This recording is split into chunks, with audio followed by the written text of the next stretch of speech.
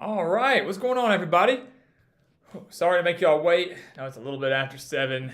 Um, I don't always like making, we get that, stream starting soon thing up here, and I hate making y'all wait too long for that, but I love getting on there to let people kind of trickle in, start chatting a little bit, accumulate some viewers, and, gives us a little bit of time to actually prep a little bit too before we really get things going. But super pumped to be back here with another Gridiron Expert live stream again at 7 p.m. Central Time, which we will be here every Tuesday and Wednesday at 7 p.m. Central Time, talking college football, taking your questions, your comments, and tonight, your calls. We will put out that call out number here in just a little bit. We will be taking a handful of callers tonight, talking, answering anything you want. Talking college football, baby. That's what we're here for. So, Cook FN, what's going on? Dontron, it's been a hot minute. Good to see you, my man. Braden Gervais, Billy Carter, my man Anthony, all the way out there in Pac-12 country, all the way out in LA. Let's go USC. Big win over Fresno State. Appreciate you, my guy. And I love South Tex, what he said there. GE Nation, let's ride.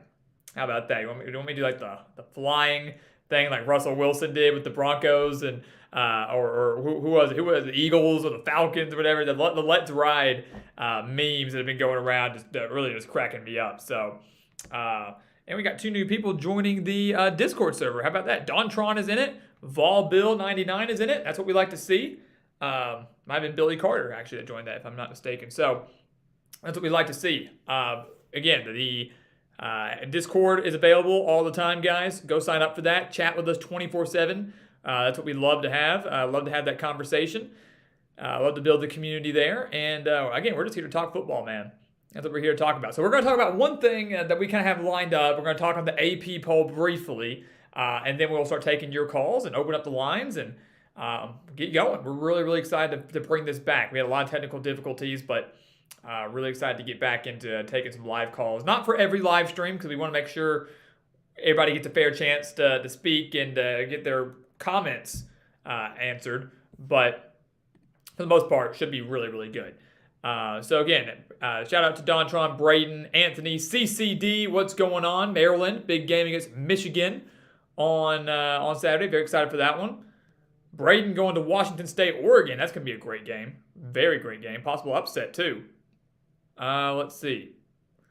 Eddie Rose. How do I think Brady Cook is doing? Do I think Drinkwitz should put a backup in? Mediocre, man. He's mediocre. We knew that Missouri was going to have a lot of quarterback questions entering the year to begin with. Didn't really know exactly who Drinkwitz was going to go with. I think Brady Cook's done okay. I didn't think their win over Abilene Christian was that impressive. It was like 34-17. I don't think it was as big of a margin as people would have liked to have seen. And obviously the week before, the performance against Kansas State was terrible. But I think they're gonna ride Brady one more week against Auburn. Let's see how they do this week against Auburn, and that could kind of determine the course of the season, because that would bring them to, if they lose to the Tigers, they'd be what, 2-2. 2-2. So, and the schedule's only going to get tougher from there. Have yet to play at that point. Would have yet to play Georgia, yet to play Florida, yet to play Tennessee, yet to play Vanderbilt, who is kind of surprising. Already has 3 wins on the year.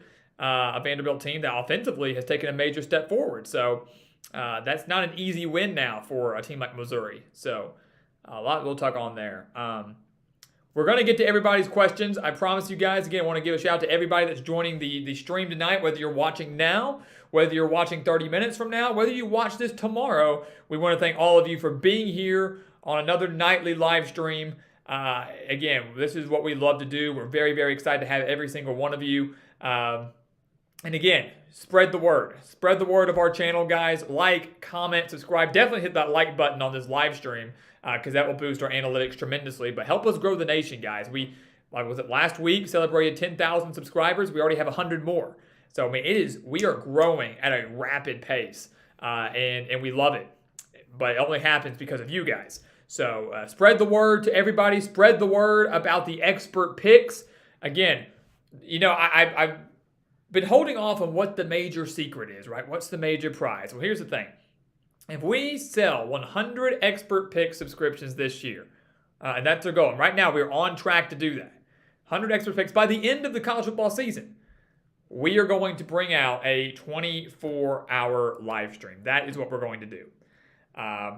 So I won't be on here the whole 24 hours, right? But we'll have guests, we'll have other analysts, we'll have videos. We will have a full 24-hour live stream later on in the year if we get 100 Expert Picks subscription. That is the ultimate goal. And right now, we appreciate everybody that's done so already. Actually made a subscription today. I think it was Vang that joined our team from Houston. Whether he's watching now or not remains to be seen. But he joined our team today. So again, a 24-hour live stream if we can get 100 Expert Pick subscriptions. So share the news. If you haven't bought or haven't joined, do it because you're going to win money back. If you don't want to do that, spread the word. Family, friends, coworkers, emails, texts, whatever you got to do to get them to come join our team. Come join our team and come join the nation. That's what we need. That is what we need. And again, we hit that 100 subscriptions, we're going to have a 24-hour live stream. I mean, it's going to be unreal. We've been working on it for a while. We want to be able to do it, but we got to have something to work towards so we can get to that point. So again, major shout out to everybody that's here. What's up, David Cattell? How's it going? Indiana versus Cincinnati. We'll touch on that soon. David, good to see you. Always appreciate it when you reach out. Same for Graham. My man Graham Brooks, big-time Clemson fan. I will address your question. Don't you worry. I will get to that. We're going to get to all those questions and open up the phone lines. But real quick, before we jump into anything else, just want to touch on the AP poll real quick. Every week we put out our own set of rankings. And I think it was CCD. It was my guy CCD that immediately in the Discord server the other day was like, have y'all seen the new AP poll? It is horrible. It is terrible. It's abysmal. I love getting people sharing their opinions about the polls. I love getting people's opinions about the rankings and just getting everybody's take. It's always interesting to see the different viewpoints on how these teams should be ranked.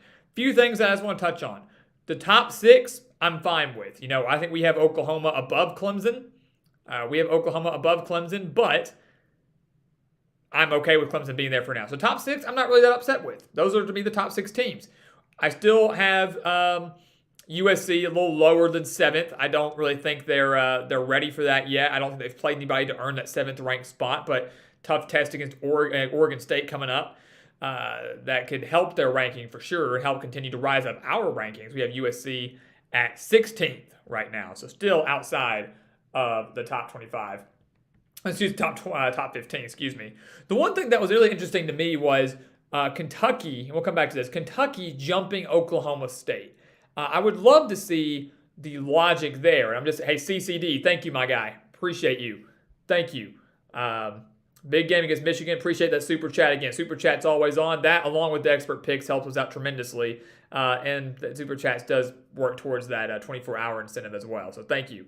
But Kentucky jumping Oklahoma State in a week where both teams played cupcake opponents. Kentucky played Youngstown State. Oklahoma State played UAPB, Arkansas Pine Bluff. And it was like the same result. And Kentucky blew out Youngstown State. Oklahoma State dropped like 63 points on UAPB. I mean, I think the only difference was like Kentucky shut out Youngstown State and Oklahoma State allowed a touchdown. I don't understand why they would jump the Cowboys there. I don't understand how you move them up. I don't know what that purpose was. Don't think it was really worth either of them moving up a spot. I really think the top 10 should have stayed the same. I think Kentucky, Oklahoma State was the only movement there. Very odd to me.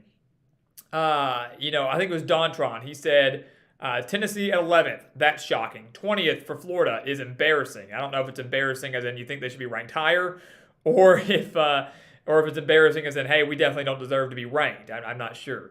I still have an issue with Baylor being so low. I have an issue with Baylor being all the way at 17th. I think that's ridiculous. Washington at 18th is great. The Huskies absolutely deserve to be ranked. Absolutely deserve to be in the top 20. We have them at 19th. But then, you go into this bottom half here, 20th through 25. Penn State cracking the top 15 is fine. Oregon deserves to be in the top 15 for sure, no doubt about it. But 20 through 25, that's kind of my biggest issue.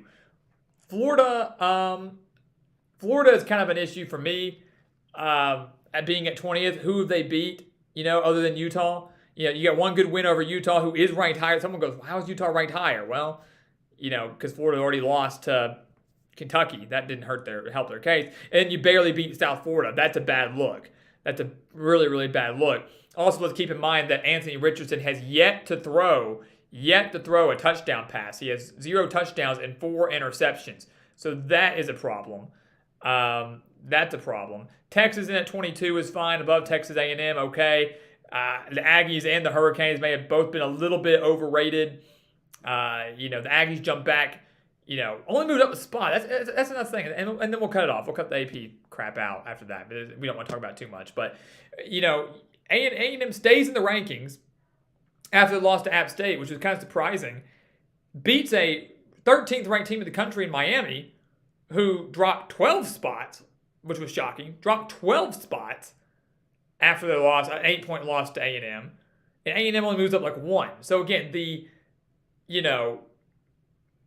consistency and the how much a team rises and how much a team falls is very inconsistent. And that's maybe the biggest problem that I have there is how much weight are we putting into quality of victory, quality of margin of victory.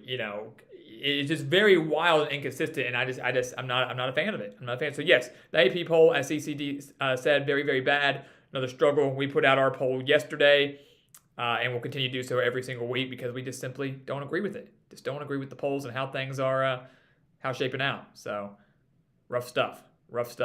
Real quick, Mr. New to Town, Twatty Latte, my man. I was actually about to shoot you a DM on Twitter. You beat me to it. So thank you so much for the super chat, man. Great to hear from you. Great to see you. You're killing it. I still follow you on Twitter, man. You're killing it over on your page and killing it with your bets. So appreciate you and all of your support. Cyclone Mitch, good to see you, man. Says, Scotty, the Bears are going down this Saturday. Baylor and Iowa State, big game on Saturday morning. Charter Nicholson, we haven't put out the call-in number yet. Don't worry, we're going to. I wanted to get the pleasantries out first before we threw up that call-in number.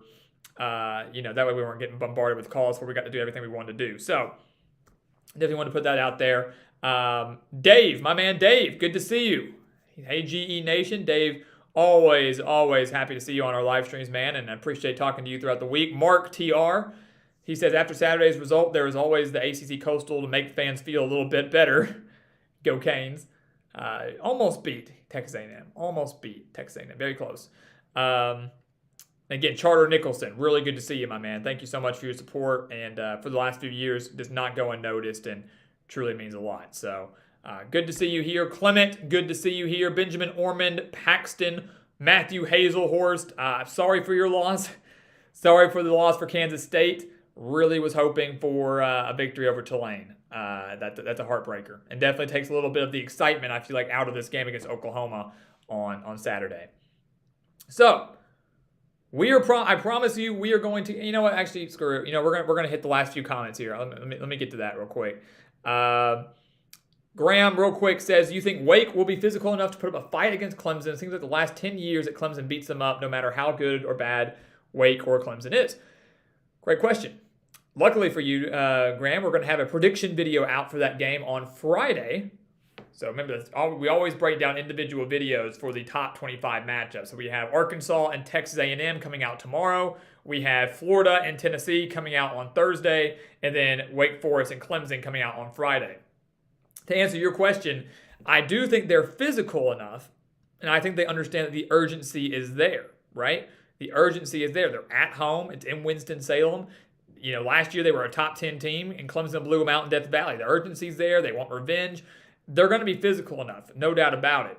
The problem that I have with Wake Forest is they're very one-dimensional. It's all pass. And if you go back and look at what happened last year, not much has changed last year for either team. Personnel really hasn't changed that much. Style hasn't changed that much.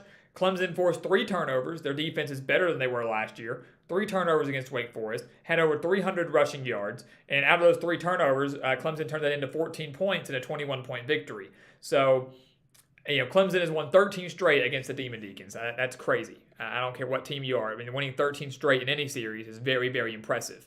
And I do think Wake Forest is physical enough to hang with the Tigers. Just like last year, NC State was physical enough to beat them at their house. But I don't know. I don't know if they're going to have enough to actually take down Clemson. Part of it, another thing too, when you go into a series and you've lost 13 straight games or something like that, it starts to play a mental toll on you. It starts to hit you in the head a little bit. It's like, can we ever get over the hump? And you can't help but wonder if that's going through Wake Forest's head. David Cattell, Hoosiers in Cincinnati. Big game. Indiana and the Bearcats leaning towards Cincinnati's way, but could be a little bit closer than people expect. Cincinnati had a very slow start last week against Miami, Ohio, and Indiana undefeated so far. Haven't really played anybody other than really Illinois. Barely survived Western Kentucky, but those transfers starting to come together for Tom Allen. Let's see here. Want to make sure we hit those last few comments here. I think we're caught up. Dontron, thoughts on Florida, Tennessee? I really think Florida has a shot because Napier will use the run game and Tennessee can't stop it.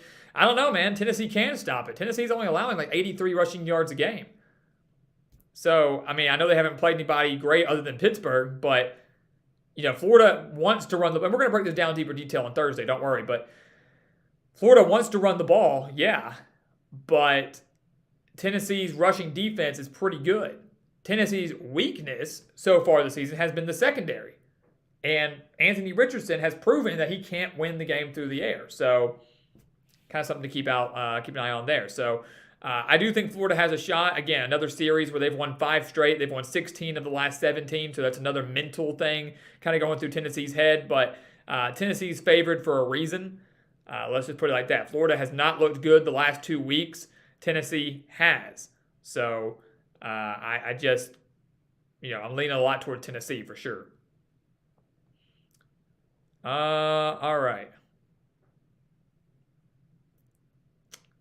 And Charter, no, it's not always just random questions. We do like to talk on just really we like to talk everybody's topics. Sometimes we have set topics that we kind of address on the live streams, but a lot of times we want to get discussion going. And if we get a really good question or a topic, we'll focus on that for a little bit. But it kind of just depends on the day. So having said that, let's go ahead and open the lines. And again, one thing I will say with these call-in shows, guys, is we try to limit callers to 3 to 5 minutes on the line. That way we can get to as many people as possible. So, having said that, if I hang up on you, it's not personal. It's one of if you ever call into a radio station, a lot of times you'll ask your question, make your comment, and the line will go dead. And then they address your question or comment on the air. That might be something that we have to do here as well, just to get through as many calls as possible. We might put you on hold for a while if we get multiple calls. So bear with us as we get through, work through the process here with these call-ins, finally bringing them back. But yes, we are ready to talk. And the call-in number for tonight, there you go, 501-777-5861. And we'll be coming back and forth between this slide here for you guys all to see, and make sure that we get to get as many call-ins as possible. But again, 501-777-5861, and I'll make sure to put that in the chat as well. And Charter says, why don't you just hang up every time? Maybe so. That might be what we need to do. Let me put that in the chat as well. So the lines are open. We will await your calls and take as many as we can tonight. Let me see if I can't pin that. Yeah, there we go. Boom. How about that? Perfect. And we are getting a call right now. How about that? All the way from, I'm looking to see where people are from. California. Put them on speaker here. To accept, press. All right. Let's see. Got a lot of background noise there. You are on the Gridiron Expert. Who's with us?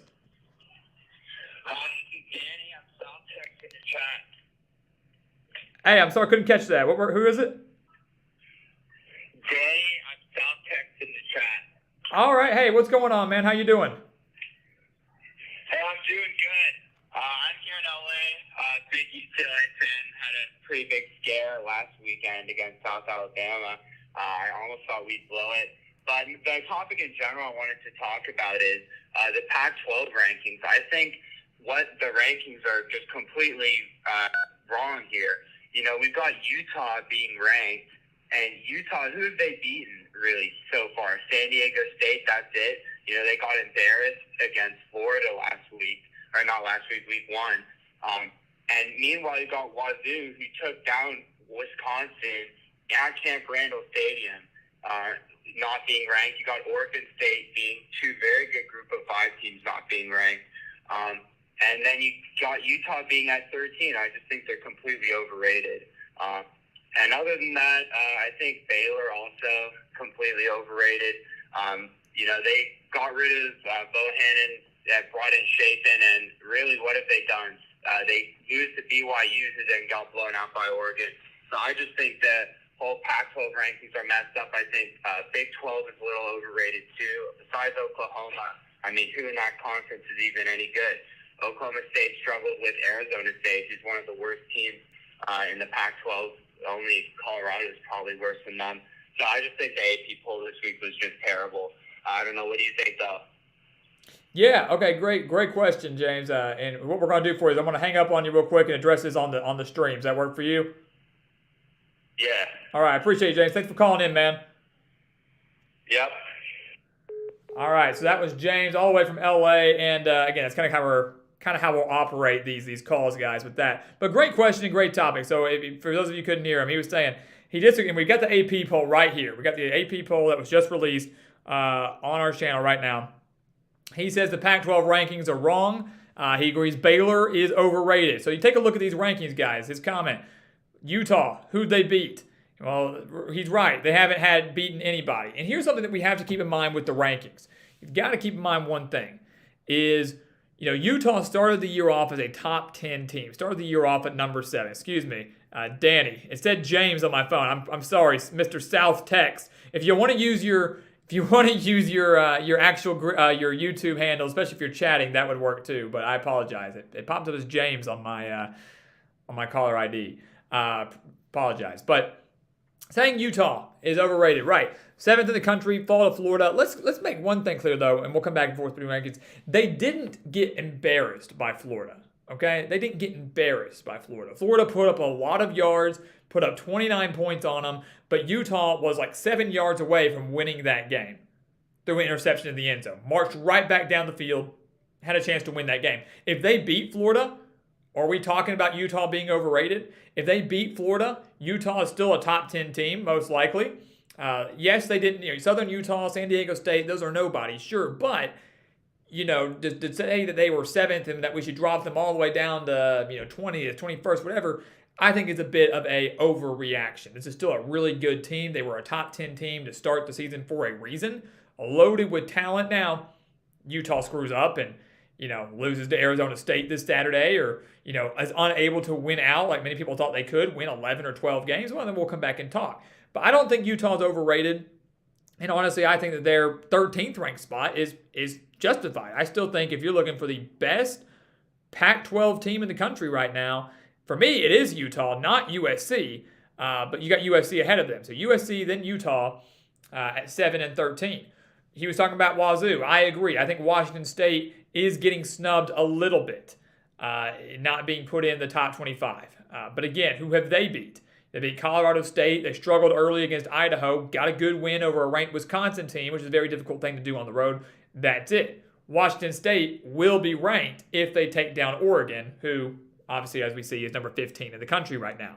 So you beat Oregon, you're in. And easily in the process could very well kick Oregon out of the rankings. And we've got another caller here. We're going to finish addressing Danny, but we're going to put this guy on hold. We're going to put Anthony on hold. Hey, James, USC. To accept. Hey, Anthony, I'm going to put you on hold for 1 second, my guy. All right, sounds good. All right, so put him on hold for 1 second while we finish talking about this. We got Anthony on the line, but again, Washington State will be ranked if they take down Oregon. Good to go. So again, honestly, I think the Pac-12, if anything, people are upset with their rankings. Can we not ignore the fact that the Pac-12 is actually getting represented well for once? Typically in the past, it was always just kind of the Oregon show. Maybe Oregon and Utah, maybe Oregon and Washington. But now you've got USC, Utah, Oregon, and Washington. So you got 4 Pac-12 teams. A third of the conference is in the top 25. there's one more team in Washington State that's right on the outside looking in. Maybe Oregon State also. Don't sleep on the Beavers that are right on the outside looking in. They have a chance to pull off a massive upset if they take down USC on Saturday. So you potentially could have 6 of the Pac-12 teams, half the conference, jumping into this top 25. So solid points by Danny. I get what you're saying there. My biggest issue with the Pac-12 rankings right now, I think Utah's in a fine spot, Oregon's in a fine spot, Washington's in a fine spot. I think USC for me is a little too high personally, and then Washington State and Oregon State right on the outside looking in. But let's just, appreciate the Pac-12 is competitive for once and getting some love, unlike they have maybe really in the past. And then Baylor in at 17, I do think they're actually ranked too low. Again, these rankings tend to sort themselves out as the year goes on, hopefully. If you get some competent people in there voting for the AP poll or competent people on the College Football Playoff Committee. But, Baylor in at 17, I think it's an okay spot. But me personally, I'd have them ranked a little bit higher because for me, they were a top 10 team to start the year. And, one loss on the road in overtime, double overtime to a solid BYU team doesn't really justify dropping them outside the top 15, in my opinion. Very interesting points there. Very good. But thank you, Danny, for calling in. First caller of the year. First time calling into the show, period, from South Tex. We appreciate you. And thanks you for calling in for the first one here. Now we got Anthony on the line here. We're going to get him on. And he all the way out in LA. Maybe still talking about the Pac-12. So Anthony, what's going on, man? Hey, how you doing? I'm doing good, man. Thanks for calling in. All the way out from LA, right? Yeah, your USC guy in the chat always. That's what I thought. Hey, so I just wanted to get your take on the, I think it's your rankings, it's kind of the consensus rankings from what I've seen, but I think the staffing turnaround in the Pac-12 has had a significant change in these teams' development and how they're showing out this year. I mean, USC, Washington State, Oregon.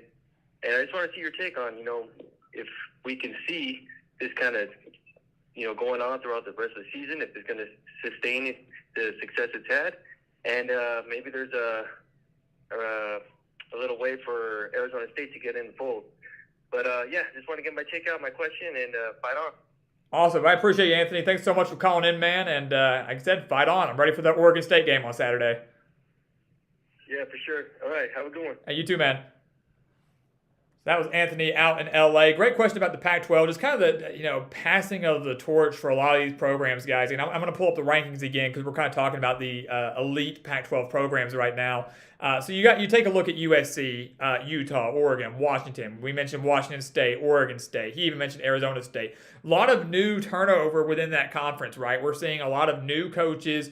USC, a brand new head coach. And Lincoln Riley. Oregon, new coach in Dan Lanning. Washington, new coach in Kalen DeBoer. Washington State, new coach in Jake Dickert. Arizona State will soon be dealing with a brand new head coach. We don't know who it will be. Just fired Herm Edwards, but we'll have one. Arizona, kind of back on the rise a little bit with Jed Fish. So many. Jonathan Smith hasn't been at Oregon State horribly long, is building this program back up, making them relevant again. So many new changes within the Pac-12 that you can't help but wonder, what's going to come of this conference and can they remain relevant? And what does that mean for the conference? And make sure I kind of covered everything Anthony was talking about there. Is it sustainable? 100%. I mean, I think Lincoln Riley's success at USC is very sustainable. I have no doubt about that in my mind.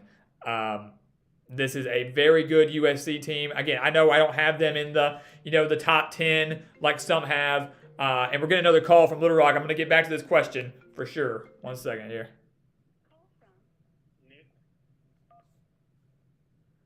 Hey, Nick, I'm going to put you on hold for 1 second, my man. All right, bro. All right, Nick out of Little Rock. We're going to put him on hold. But to answer that question again, Lincoln Riley, the sustained success, it's there. Think about it. He did very well at Oklahoma. Now you go out to USC. Recruiting is better. The offensive mind's better. You're going to have some of the top quarterbacks and top offensive players consistently wanting to go to USC because of Lincoln Riley, because of his offensive mind and his offensive schemes. The problem with that is you're going to see USC and UCLA bounce to the Big Ten soon. And that's the biggest problem. Can the Pac-12 sustain this success? Maybe. But will the Pac-12 even exist in 4 or 5 years when all these conference realignments takes place? Can Oregon and Washington alone keep up the Pac-12? Can they allow the Pac-12 to survive? Will that be possible? But Jonathan Smith being at his alma mater, the sustained success is there. It takes time to build a program. He's doing that. Kalen DeBoer already building up Washington again. That type of recruiting, it's going to be sustainable. USC, very sustainable for Lincoln Riley. I question some of the smaller schools, like you mentioned. Colorado, never really been that much of a power since they arrived in the Pac-12 10 years ago. Carl Durrell, certainly not the answer. Arizona State, they've got the talent there too. But the disadvantage they're at right now is their in-state rival, Arizona, is slowly climbing the ladder in year 2 under Jed Fish. And he did a great job recruiting and utilizing the transfer portal. And now Arizona State is tanking. They're in the process of finding a new head coach. Who's it going to be? No one really knows. Who wants to go inherit a program that could be under multiple sanctions? It could, what kind of sanctions are they going to be dealing with? Is it going to be recruiting issues? Is it going to be a bowl ban? Is it going to, what is Arizona State? What penalties will be put on Arizona State in these next few months or this next year because of the violations that Herm Edwards committed? Even though he's been fired, they're still going to hit him. So who wants to go take over that job? I think Arizona State's going to go through a bit of a long dry spell. No pun intended with the desert. Long dry spell out there, and Arizona slowly going to take over that state. So, again, excellent question. Again, I'm really excited for the Pac-12 to kind of be back on the rise and just to see it being relevant. You hate, after 1 week seeing the Pac-12 just being done. And they're far from that, right? I think a lot of people thought the Pac-12's playoff hopes were done when Utah lost to Florida, but now we're seeing the resurgence of other programs, Oregon looked really good. So, you've got a chance to have a potential undefeated team from the Pac-12. USC could do that. Washington could do that. But you could also have a one-loss conference champion in USC, Utah, Oregon, Washington, whoever, that could easily make their case for the college football playoff when that time comes around. So don't write them off yet. The success is there. The talent is there. My biggest concern is what's going to happen when realignment hits here in these next few years, especially when they lose their 2 biggest brands with USC and UCLA. So, great question, though. And, Anthony, thank you for calling in, man. I appreciate you and all your support, especially, again, all the way out from USC country. All right, we got my guy, Nick, on the line here, right in my own backyard out in Little Rock. So, Nick, how you doing, man? I'm doing good. How are you doing? Hey, I'm doing good. Thanks for calling in. I never see you much in the chat, but you're always really good about calling in, and I appreciate that. Yeah, no problem, bro. So, what's up? What are we talking about today? How about my Georgia Bulldogs, bro? What about them, man? The best team in the country. Yeah, we are. Here's my take. I will apologize to Stetson Bennett 1,000 times all over because what he did for us last year. I didn't want him to come back because I figured, hey, you want us a national title. We appreciate you right up in the sunset, but I didn't expect our offense to be this. So I don't see us losing the game. I was kind of worried about Mississippi State. I did have that as a trap game, but seeing Mississippi State get beat by LSU, I'm like, yeah, I'm not really worried about that now. Yeah, no, so was your question more of is there a trap game for Georgia on your schedule? Yeah. Yeah, I think honestly that the kicker with Georgia, man, if you look at the rest of their schedule, I was with you. I thought Mississippi State and Starkville would have been a bit of a trap game, especially with the air raid offense, and that still could be in late November. It's not something they can overlook. The 2 toughest tests remaining, though, for Georgia, obviously, are Tennessee and Kentucky, the 2 highest-ranked teams within the East right now that are left. Top 10 team in Kentucky and a top 12 team in Tennessee. Now, that obviously could change by the time Georgia plays both of them later in the year, but those are the 2 teams that would scare me the most. And honestly, if I'm Georgia, I'm more scared of Tennessee than I am of Kentucky. And and you benefit from hosting that game. If that game was going to be in Knoxville, I'd be maybe even more scared. But the game's in Athens. I think that's one of those games where you're going to see a slow start, and Tennessee is going to pull out all the stops to get some points scored on that defense, just like they were last year. They were winning 17-14 over Georgia last year, and then Georgia won 41-17. So Georgia will wake up. But the toughest test left is Tennessee. And even then, I don't know if the Volunteers could even keep that game within single digits. Yeah, I don't see Tennessee beating us. They are a really good team, though. I really do. I agree with them that they have. Here's my take of Tennessee: if they don't beat Florida this year, then I don't think they'll ever beat Florida. This is the year they got to do it. If they don't do it this year, then they're probably never going to do it. It's fair assumption, fair assessment. I mean, they've lost 16 of the last 17. They're on a 5-game losing streak. Let's keep in mind the lone win that Tennessee had 5 years ago.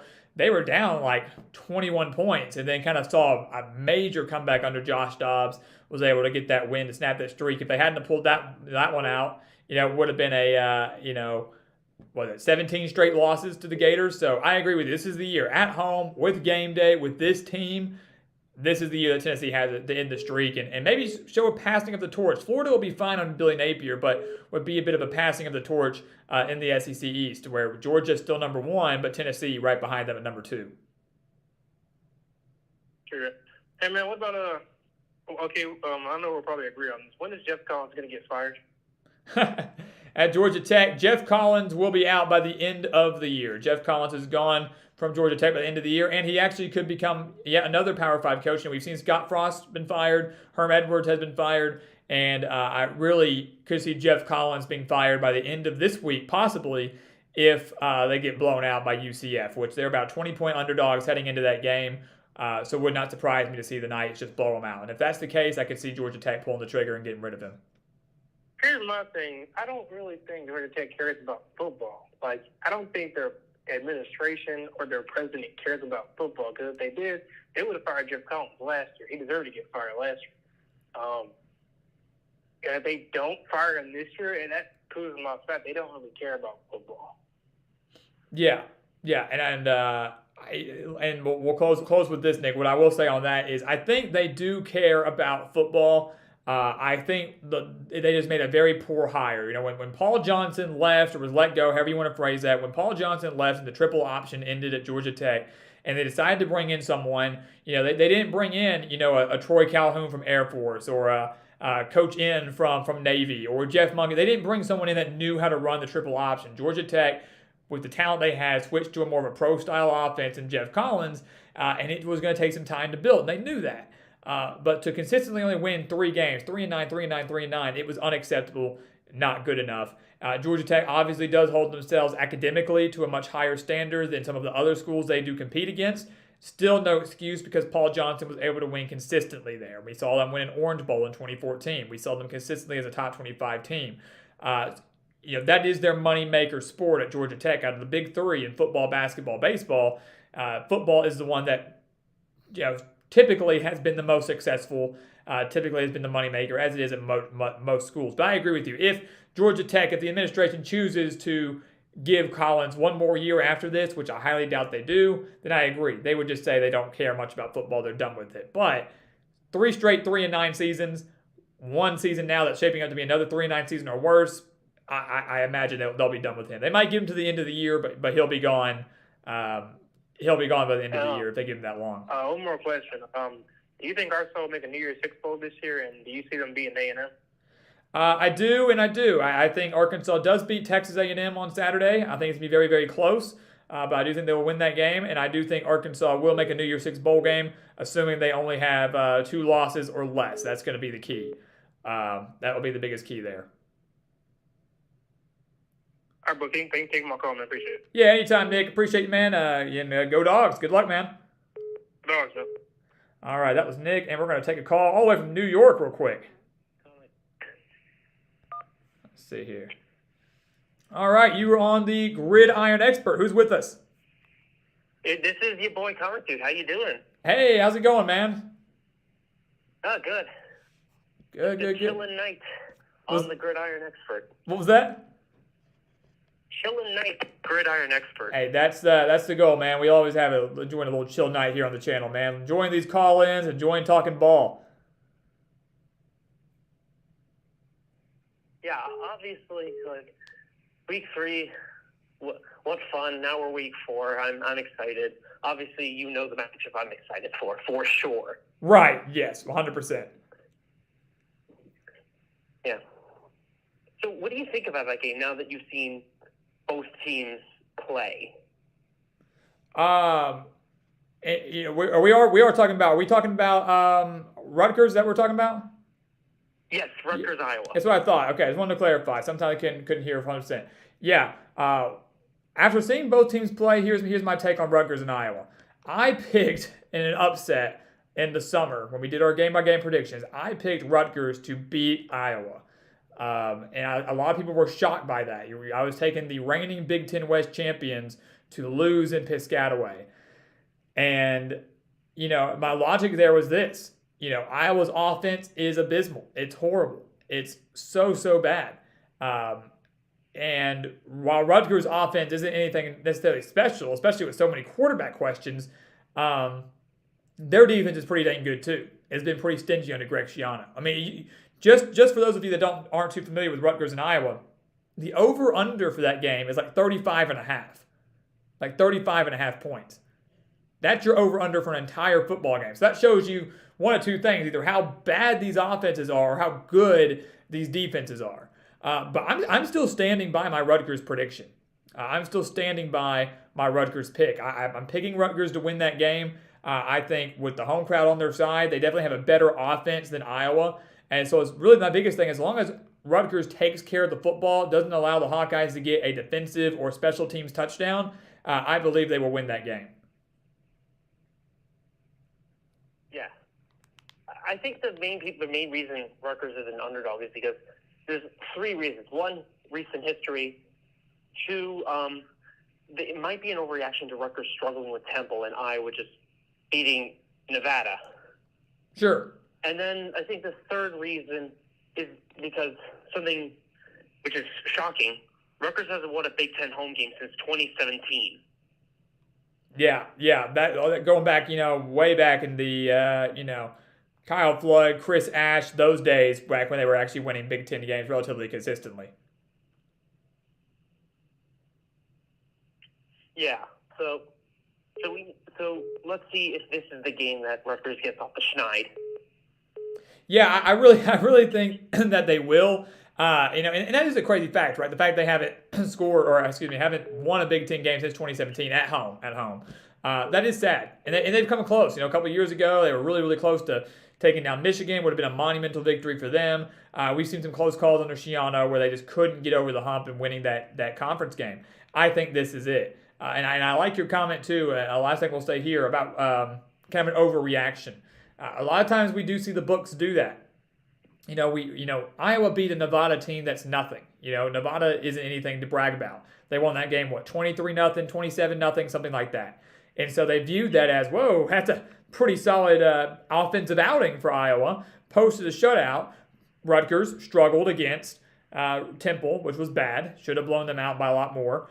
And so it's an overreaction. But a whole 7.5 points, that's a pretty big spread for it being on the road, and considering both teams, to me, are relatively even. So I think it was a bit of an overreaction. I think if this game was on a neutral site, this game, I think Iowa would still be favored, but it would not be by a full touchdown, 7.5. It easily could be, which sounds odd, right? Wing on the road, they're 7.5, neutral site, you're going to make it a little less. I do. I think it's a little overreaction. I genuinely do. And I'm picking Rutgers to win that game, and I will stand by that. I picked that like in July. I'm standing by it now. Maybe I'm going to be wrong, but I think the urgency is there for Rutgers. 3-0. They're hyped. They're jacked, and offensively they have the better team, and defensively they can hang with Iowa 100%. Yeah. Well. Yeah. Awesome. Definitely. Thanks talking to you. Yeah, absolutely, man. Anytime. Thanks for calling in. And yeah, hey, anytime, man. And good luck, man. Good luck this Saturday. We're looking forward to it. We'll definitely be talking about it next week. Yep. Go Knights. All right, you too. Good night. Go Knights. All right, that was all the way out from New York. I love it, man. We've had California twice. We've had New York, literally coast to coast. How about that? Gridiron expert coast to coast on a Tuesday night. You can't beat that. I love it. Talked a lot about the Pac-12 today. Talked a lot about just talking about Rutgers and Iowa, and we were getting a call from Iowa. Whoever was calling from Iowa, I apologize. If you're still on, give us a call back. We couldn't get you on. There it is. Perfect. All right. I couldn't get it on because we were talking. but I wanted to make sure we were able to take your call. So let's get him on right now. And we will make sure to address everything in the chat soon. I promise you that.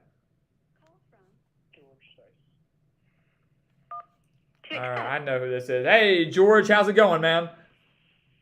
Good. How are you, Alex? I'm doing good, man. Great to hear from you. Thanks for calling in.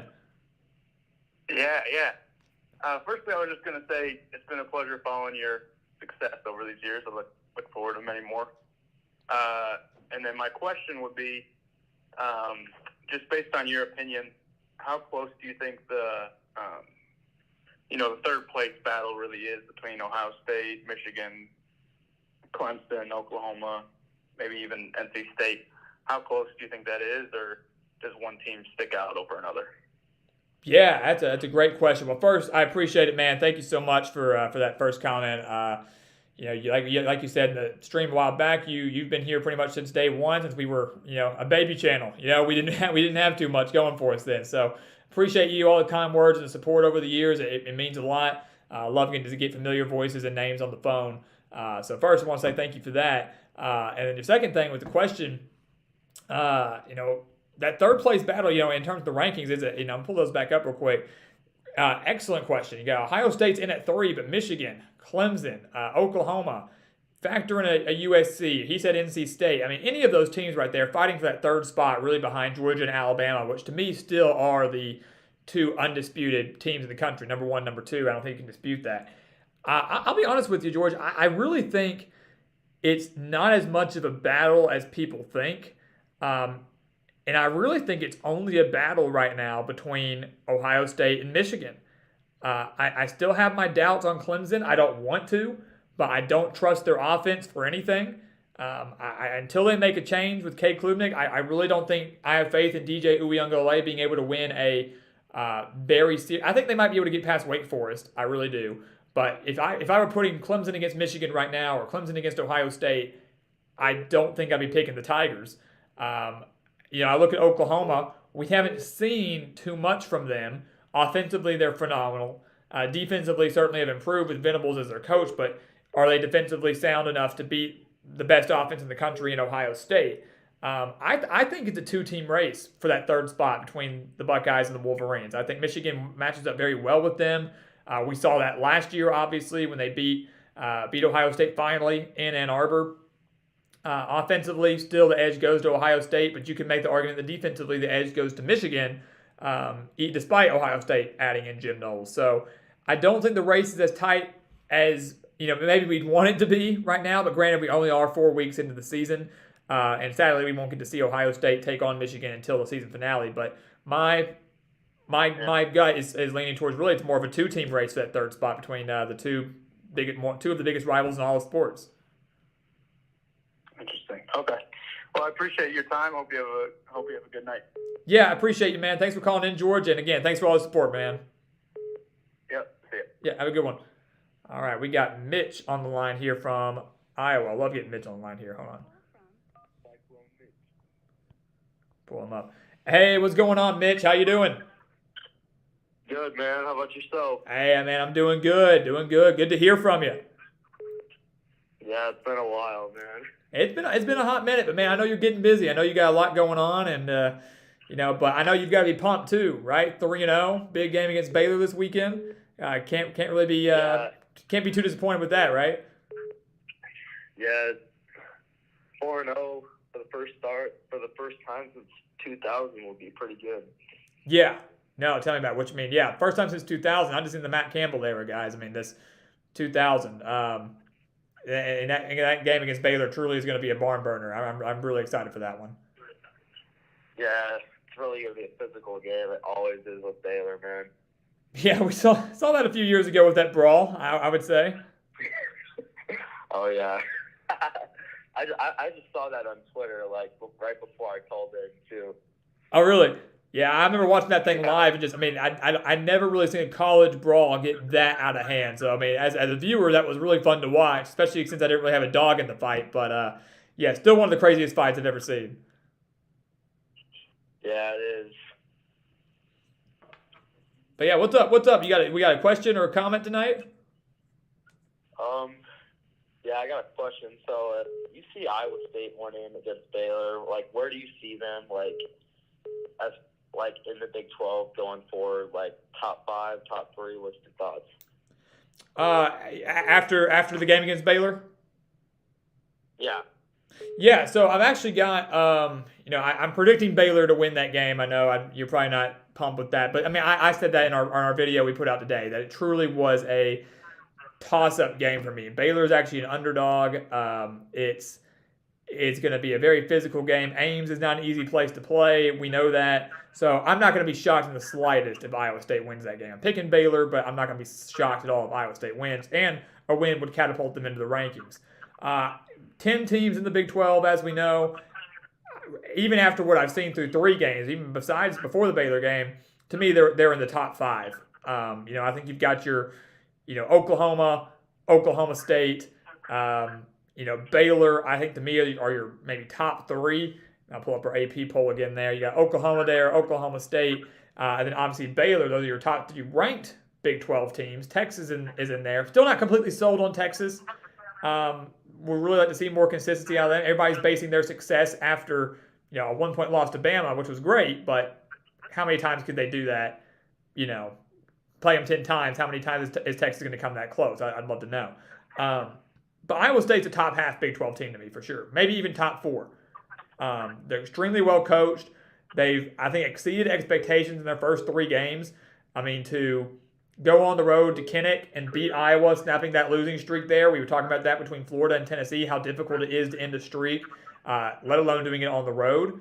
I think I'd probably put, if I had to rank them right now, I'd probably say Oklahoma 1, Oklahoma State 2, Baylor 3. I'd probably say Iowa State's 4. And then I'd throw in Texas at 5.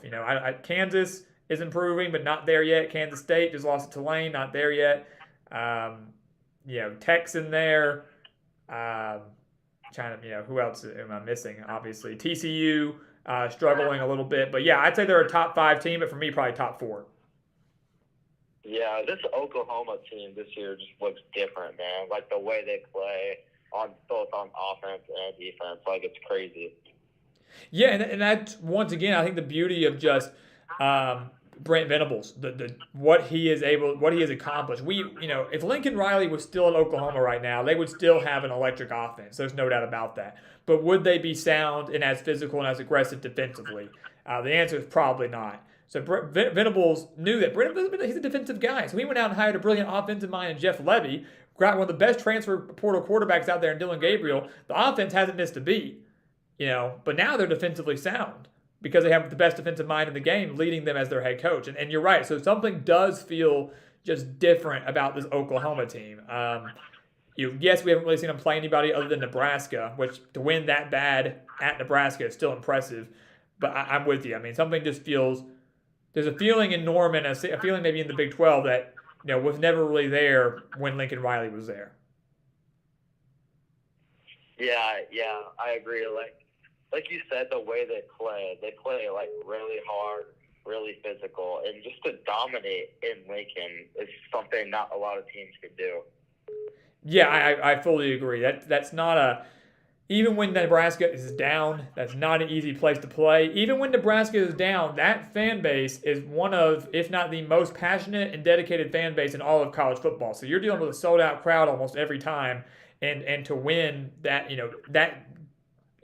dominating fashion, allow a touchdown on the opening drive, crowds into it, and then to score 49 straight points, that's very, very hard to do. So I'm right there with you on that. Yeah, this is also kind of like my last question. Do you think Kansas is like a bowl team, like they're like kinda, in that like 5 to 7 range, or do you think they're still Kansas and will like lose the rest of their games? I think that they are slowly turning a corner under Lance Leipold. Because here's the thing, I didn't see Kansas having this type of start. Through these 3 games, I had Kansas at 1-2. I didn't think they'd beat West Virginia. I didn't think they'd beat Houston, both of those on the road.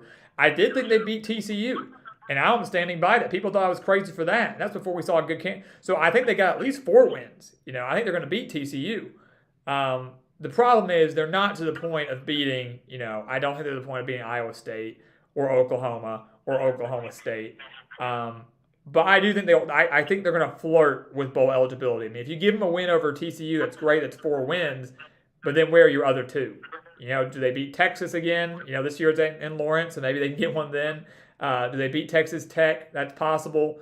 I don't think they're there yet, but I don't think they're going to lose out or anything like that. I think Lance Leipold, and to talk about just a different feeling, and talk about how big of a deal of a coach is.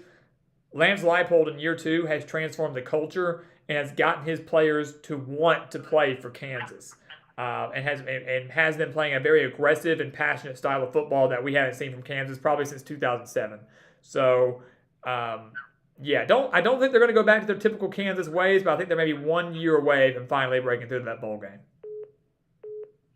Yeah, I agree with you there. Yeah. Maybe Lance Leipold goes to Nebraska. I don't see him going to Nebraska personally. Yeah, it's one of those things where that's such an attractive job because of it being a blue blood program, and obviously the history that they and the passion within that program. But as with any new coaching job, especially when someone gets fired, who wants to go inherit the dumpster fire? Who wants to go inherit this Arizona State job? Who wants to go inherit this Nebraska job? Who wants to go inherit the Auburn job when Brian Harsin inevitably gets fired, for my man Charter, who's mentioned that a few times? So, who wants those positions? He's going to be gone too. Leipold, and as well, he's only been there for 2 years, and I'm with you. He would be a perfect fit in Nebraska, but I don't think he'll take it if the job's offered to him. Yeah, I think Nebraska should really target Matt Rule once he gets out of Carolina. Yes, that's a fantastic decision and fantastic point. Because you're right, he's going to be out of Carolina very soon. Yeah. Well, anyways, it was great talking to you, man. Hey, you too, Mitch. Definitely keep in touch. We'll talk more on Twitter, I'm sure, as the day goes on. Definitely on Saturday with that Baylor game for sure. Yes, sir. All right, have a good night. Take care, man. Hey, you too. Have a good one. All right, that was our guy, Mitch Thayer, all the way from Iowa. Love getting Mitch on the line. Another guy who's been here forever. And we've got another call from Virginia. We're going to take a few more calls tonight. We're already through the first hour. Then we'll go back and make sure to address everything in the chat. But let's get this call in from Virginia. To accept. All right, you were on the Gridiron Expert. Who do we have with us?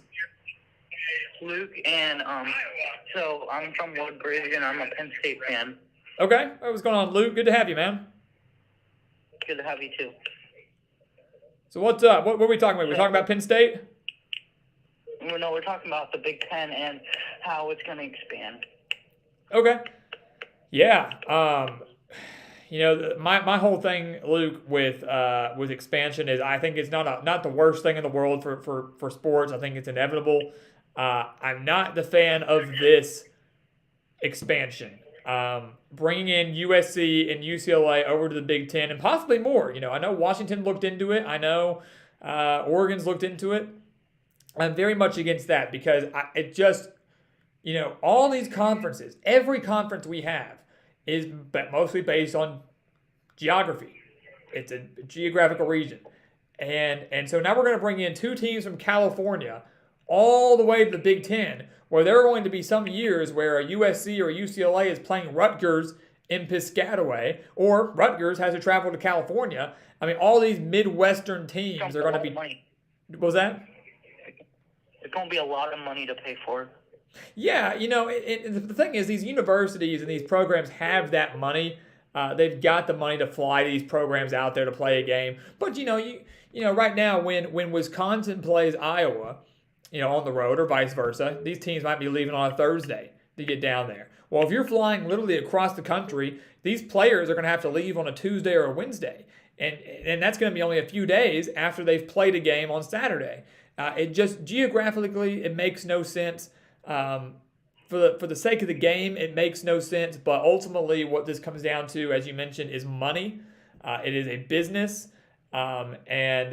And the Big Ten saw dollar signs. They saw dollar signs in bringing in the 2 biggest brands from the Pac-12 to their conference, especially with the SEC bringing in Oklahoma and Texas. The Big Ten felt the need to compete with that and to hang in there with that. The Big Ten, on top of doing that, is now swooping in and getting that CBS deal. So TV rights are now all going to the Big Ten as well. It was a huge win for them. So, it's just all a big money thing. No one, and that's how it is with a lot of college football, right? I get to business, but when it comes to expansion, when it comes to how teams are ranked, when it comes to playoff expansion, when it comes to any sort of change in college football, what's best for the game is never really at the forefront. What's best for your pockets and what's best for your wallet, that's what's at the forefront, and that's kind of what the Big Ten was looking at there. So I'm not opposed to the Big Ten expanding.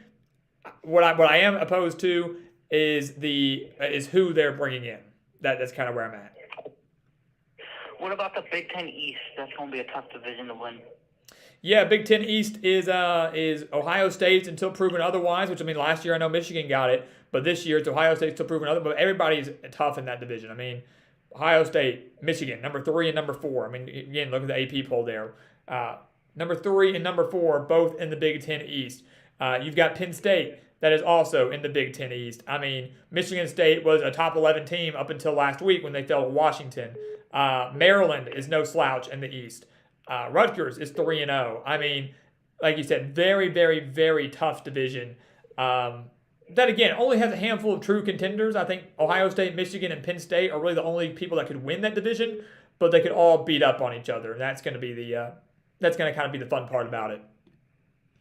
Yeah. I hope you have a good day. Hey, appreciate you, Luke. Thanks for calling in, man. All right, bye. Have a good one. All right, Luke from Virginia talking Big Ten football. Not a huge fan of expansion, as we know, but excellent questions and something that I know we're all going to be discussing, over these next few years, really. Because Oklahoma and Texas are coming. I don't know if anybody saw the news that Bedlam is over. Oklahoma and Oklahoma State, that rivalry series is done when Oklahoma finally transitions to the SEC. That could be as early as next year, possibly, but we know for sure it'll be by 2025. And that's another shame is with expansion, we are losing some of the most historic rivalries in college football. Oklahoma and Texas, in theory, could still play once they both join the SEC. But, even with SEC expansion, Texas stopped playing Texas A&M. Oklahoma is now going to stop playing Oklahoma State. Are we going to see some of these other Pac-12 matchups taking place once USC and UCLA move to the Big Ten? They can play each other. That's a rivalry game. They can play each other. But how many other Pac-12 rivalries regarding those two schools will we see? Because bottom line is this, guys. If the rivalry is that important to you, you can make it happen. That's my whole take. You might not be able to play it when you want. Some conferences is traditional, like the Iron Bowl or the Game. Those games are always the last game of the year. You don't change that, right? Alabama, Auburn's always the last week of the year. Michigan, Ohio State, always the last week of the year. Army, Navy, last game of the year. You can't change that. But if you expand and you go to a new conference or do whatever, you can schedule that as a non-conference game. If the rivalry is that important to you, you can schedule the non-conference game. You really can. And they're not doing it. Why? Because they're scared and they want to rack up as many easy non-conference wins as they can in their new conference. And we'll touch more on that in a second. But we're finally, I think, getting Mr. Ben on the line here. Let me get him on. Hey, Ben. How's it going? It's going good. Hey, good, man. Glad to get you on. I know you've been trying to call in for a little bit, so I'm glad we finally got you on tonight. Yes, sir. Thank you for taking my call. Yeah, anytime, man. Yeah. I just got two things. One is a concern about NC State. These past 3 games, their offense hasn't really scored up to what I'm sure most of NC State fans I thought it would be. That's a concern. And going into next weekend's game against Clemson, I believe that we're going to have to score points to beat them, and just not field goals. I'm talking like touchdowns. And then an actual question is, I was listening to a podcast this week, and the question is, if you're a State fan, who do you want to lose this week, Clemson or Wake Forest. But my answer to that is Wake Forest, because we don't need to go down to Clemson, South Carolina, and have to face a angry Clemson team. I just wanted to get your take on that. Yeah, that's an excellent point, and I love the last thing you said there was facing an angry Clemson team. Isn't that how it always works, you know? And Ben, what I'm going to do for you real quick, I'm going to hang up on you, but I'm going to keep addressing your question. That sound good? Yes, sir. All right, appreciate it, Ben. Thanks for calling in, man. Yes, sir. Thank you. So that's a really good question from Ben there, and I feel like that's the way it is with anytime you face one of the elite teams, right? When you play in Alabama, Georgia, Ohio State, Clemson now, you know, if you're next in line to face that team, you're almost hoping they don't lose for two reasons, right? And here's always been my logic. You know, you guys know I'm an Arkansas fan, right? So, you know, we've suffered long enough, right? But I'll give you a good example. Not that's going to happen, but Alabama, you know, they're playing Vanderbilt this weekend, you know. I would hope, you know, as cool as it would be to see Vanderbilt pull off an upset over Alabama, part of you doesn't want that to happen because you hope your team is the one to pull off the upset, right? So for Arkansas, you know, for me, I hope they defeat Texas A&M this Saturday, and I hope that it's a top 10 showdown in Fayetteville next week. And I hope Arkansas is the one to upset Alabama. I don't want that to go to any other school. I don't want any other school to get that privilege, right? And that's kind of what I think a lot of people are when they're facing the top dog in their conference or in the nation. It's we want to be the one to pull off that upset. So that's reason number one. Reason number two is if said giant loses, you know, and in the case of Ben's call, if Clemson were to lose to Wake Forest, you've got a good enough coach team and enough talent there where the next week, especially at home, they're going to be angry. They're going to be out for revenge. Not necessarily against your team, but just redemption after falling prey to the upset, right? That's what they want. And so, Ben, I think you're right. I think you probably are rooting for Clemson to win against Wake Forest because is Clemson still going to be motivated to beat NC State? Yes. Yes, they are. Why? Because it's a huge game. And it's obviously it's a conference game, and they do want revenge because NC State pulled off that upset last year against Clemson. So, yeah, the revenge is there. But in addition to that, you want Clemson to beat Wake Forest. And here's another reason. Here's another thing I go out to. You can play devil's advocate here. In tight conference races, we've been saying that the ACC Atlantic is really a three-team race between Clemson, NC State, and Wake Forest. We've been saying that for a while now. And in those tight conference races, you have to look at it and go, okay, you know, if my team's a contender, which NC State definitely is, what team is more likely to lose multiple times, right? Which team can be taken out of the equation quicker? You know, if Wake Forest beats Clemson, all right, if they beat Clemson, Clemson's got a loss, you know, and say NC State loses to Clemson, now Clemson and NC State both have at least one conference, as Wake Forest does not, you know, is Wake Forest going to slip up again down the road? Could they lose to NC State? Yes. Could they lose to Louisville? Maybe. I mean, Florida State, who knows? So many options there for a team to lose multiple times. Do we think Clemson would lose multiple times? They did last year. Is it going to happen again? Probably not. So then you have to weigh those options too. What's going to help you, you know, the best way down the road?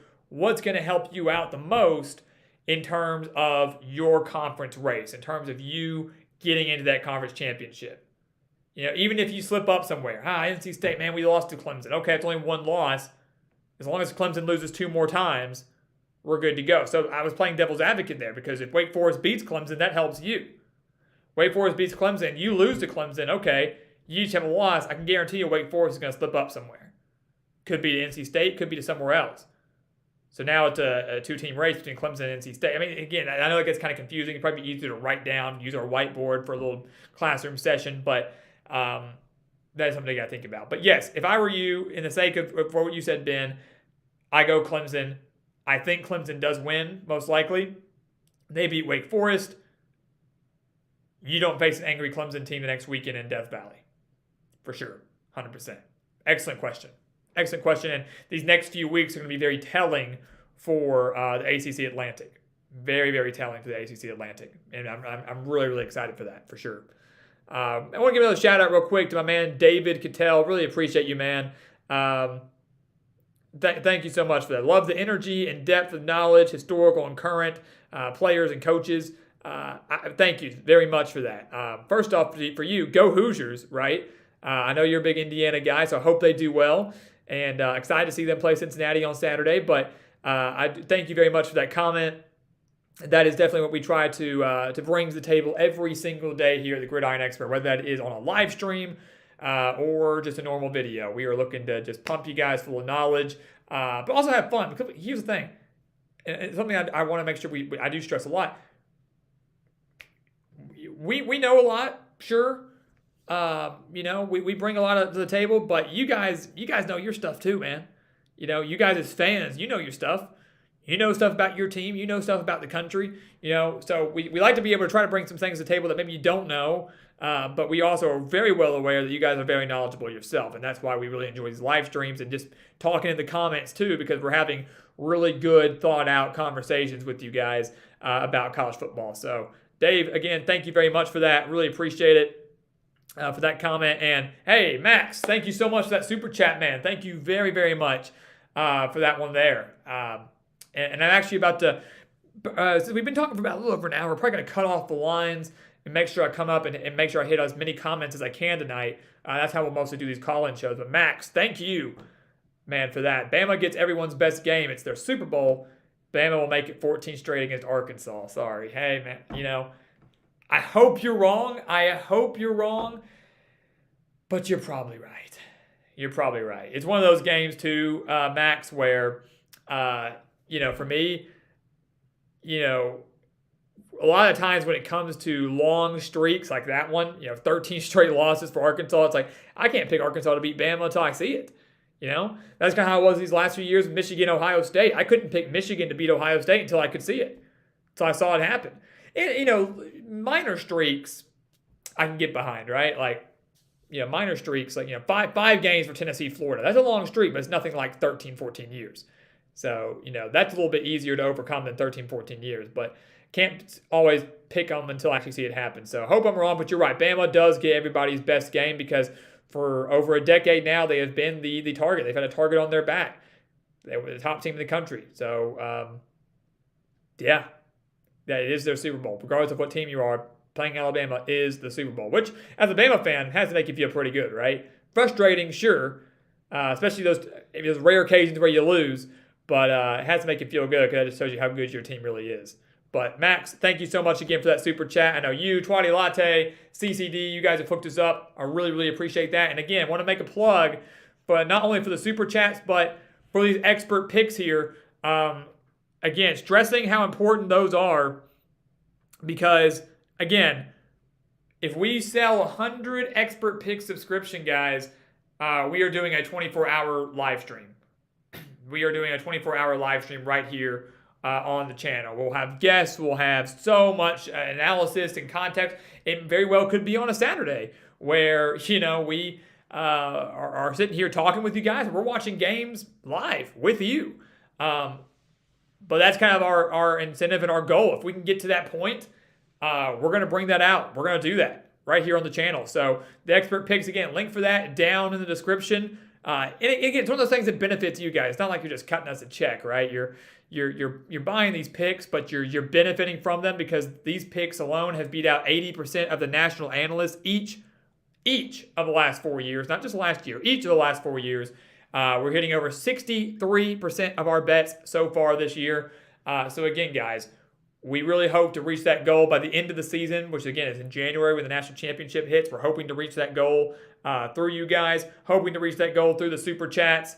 And again, Max, definitely helping us reach that goal already tonight. Really appreciate you and all support and just being a part of the nation, man. Thank you so much. All right, let me go in here and let me unpin that for myself real quick. Unpin that number so we don't get too many call-ins. In the meantime, and again, this isn't just a one-time deal, right? We're going to have multiple call-in shows. I don't know if we're going to have one tomorrow night or not. We might just go back to the chat since I know we don't get to talk as many. But I'm going to scroll up, hit as many questions as we can before we close things out tonight. But again, what a great night we've had so far, man. I'm telling you what, great discussion, great call-ins, loved all the questions. It's the best, man. I love it. Coast to coast. We've had Virginia. We've had Iowa. We've had North Carolina. We've had New York. We've had California. Again, coast to coast. It's pretty dang awesome. All right. Let's see. I'm going way, way up in our chat here. Charter says Oregon is probably the best team in the Pac-12 and would not come close to the schedule gauntlet of the SEC. He is correct there. And that's another thing, too, when it comes to the SEC, guys. It's one of the things that actually cracks me up. A lot of the times you get, these homers from different conferences, Big 12, Big 10. And I'm not an SEC homer by any means. My team resides in the SEC. I'm not a homer. I've never been one to support an entire conference. Like, when bowl season comes around, it's like, oh, I got to root for the SEC. No, you don't. I could care less, honestly. I could care less about rooting for an entire conference as a whole. I really don't care. But I do think it's funny when you see teams like, like an Oregon, as Charter said, or, even a Texas, oh, man, y'all, talking to this SEC team, y'all suck, you're garbage. Okay, well, how about you come in? Texas, who just lost to Kansas. Like, come on. You think you can come face the gauntlet of the SEC West? Oregon, who just lost by 46 to Georgia. You think you could come handle the gauntlet of the SEC, where you're playing Alabama and Georgia and Texas A&M and Auburn and Arkansas, LSU? Think you can play those guys every single year and win 10 or 11 games like you are in the Pac-12, and they can even do that consistently? Probably not. You just can't. So it really is funny to see people do that. Again, it's like a value thing. It's like you take a 7-5 team in the SEC and put them in the Pac-12 or put them in the Big 12, and that 7-5 team maybe becomes a 10-win team. And it's funny how that works, right? It's just the way the conferences are stacked up. It's who's in it, how good they are, talent-wise. I mean, it's just really funny. And I also wholeheartedly believe in, tough tests making you stronger. The battles that each SEC team faces, iron sharpens iron, right? So you got a team that's playing Alabama every single year. Max just saying, he thinks Alabama's going to beat Arkansas, make it 14 straight. Maybe so, 100%. But, when you play the best of the best, not just in your conference, but in the nation, every single year, and sometimes every single week, it makes you tougher. You might get blown out every game, but it makes you tougher, and you learn a lot from those games. I think a lot of teams in the SEC do benefit from that. So excellent point from Charter there. I do like that a lot. I love that we've got a lot of basketball schools doing so well in football this year, right? I mean, Duke and Kansas. How about Duke and Kansas are battling it out to be for 4-0 on Saturday? I mean, who would have thought that, right? The winner of Duke and Kansas is going to be 4-0 on Friday or on Saturday. So, Mitch was talking about that a little bit ago. I kind of forgot they were playing Duke. I think Kansas probably beats Duke. So that's 4 wins for Kansas. I think they beat TCU. I know my friend Dave, he disagrees, but I think they beat TCU. So 5-0, which means they really are 1 win away from going bowling. And even if they don't beat TCU, 4 wins, maybe they pull off an upset against Texas again, or maybe Texas Tech, or Kansas State even, because Kansas State, I hate to say it to my friend Matthew, man, but they're struggling. Just offensively, just don't have anything going for them. Maybe Kansas does have what it takes to get to 6 wins or 5 and flirt. Only needs 1 or 2 upsets, assuming they can get past Duke. But in Lawrence, fun fact, I don't know if anybody caught that in our video today. Fun fact, the last time Kansas started the season 3-0 was back in 2009. The first time that Kansas and Duke met on the football field was in 2009 in Lawrence, and Kansas won that game. So really funny how that works. These two teams have met 3 times. 2 of them have come in North Carolina, come at Duke. First ever meeting was in Lawrence back in 2009. Kansas won that game. Also happened to be the last time they started 3-0, which is what they are now. So really just artistic, beautiful how that all came together for the Jayhawks. Flobe, he says Arkansas beats A&M and squeezes into the top 5. They will not be in the top 5 with a win over A&M. I can promise you that. Maybe top 8. Could see them jumping like Kentucky maybe, who I don't think should be 8th right now, but I don't see that happening. Now, if they beat Alabama, completely different story. Let's see. Jack Fabian, do I think Rutgers will win at home against Iowa? Yes, we actually talked about that earlier in the stream. I do think they will defeat Iowa at home. I predicted that back in the summer, and I'm going to stick by that now. Noah Austin, will Syracuse be in the top 25 at any point of the season? Yes.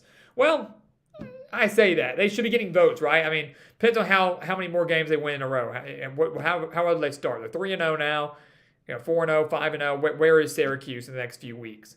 I don't have their schedule memorized. I would need to look at it. But if they keep up this type of success, then yes, I can see them cracking the low 20 to 25 range, but probably not much higher than that.